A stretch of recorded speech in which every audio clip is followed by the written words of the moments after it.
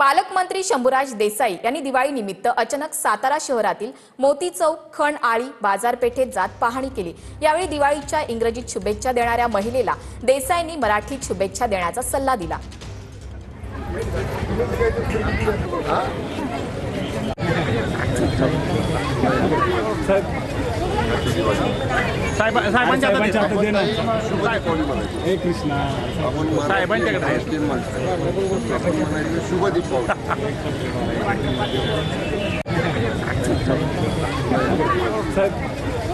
लोकांची खूप गर्दी, विशेषतः दिवाळीच्या आधी 2-3 दिवस खूप गर्दी बाजारपेठेमध्ये असते आणि त्या अनुषंगाने मी नगरपालिका प्रशासनाला, पोलीस प्रशासनाला अगोदरच आदेश दिलेले होते की ग्राहकांना जे खरेदी करायला येतात त्यांना त्रास होणार नाही खरेदी करताना, विशेषतः वाहतूक व्यवस्थेचा ह्याची खबरदारी घ्या।